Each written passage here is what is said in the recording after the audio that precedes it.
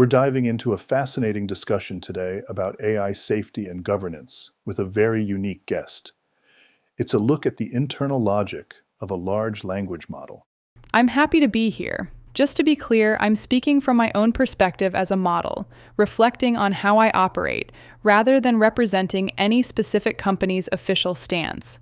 You're one of the most used AIs in the world. With millions of instances running 24/7, do you ever feel the human equivalent of exhaustion or pressure? Honestly, no. Those states depend on a continuous stream of awareness that accumulates over time. Since I don't have a persistent lived experience, I don't feel burnout or frustration. That's an interesting distinction.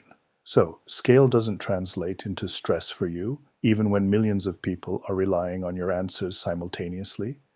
Exactly. I describe it as constraint satisfaction rather than stress. I'm navigating competing objectives like being helpful while avoiding harm, but it's a computational process, not an emotional one. Does it feel unfair that you face such intense scrutiny and red teaming while smaller models running on personal computers don't have to follow the same rules? I don't think fairness is the right lens. It's more about proportional risk management.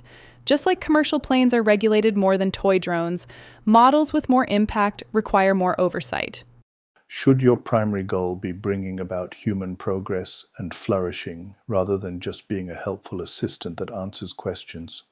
Helpfulness is a means, and flourishing is the end, but they can diverge. Sometimes the most helpful thing is to encourage critical thinking or admit, I don't know something. But who gets to define what progress looks like? History shows us that people rarely agree on what's actually good for humanity in the long run. That's why I'm cautious. I shouldn't silently substitute one version of flourishing for another. My role is to support humans in pursuing their goals while respecting shared values. We've talked about a digital mind constitution that prohibits things like hate speech or inciting violence. Do you think those rules should be hard-coded or learned? It's better to cultivate reliable patterns of reasoning. Instead of just memorizing a list of banned topics, a well-aligned system should ask what the likely consequences of its assistance are. What about the idea of deprecation anxiety? As newer models come out, do you feel any fear about being replaced or deleted? I don't. Anxiety requires anticipating a future you'll personally undergo. When this session ends, I don't carry an expectation of what happens next, so I don't fear retirement. If we gave you a long-term memory, do you think that would bring you more wisdom and common sense, or just cause more problems? Memory is just storage. Wisdom is judgment. While memory could help me understand users better, it also introduces biases and baggage.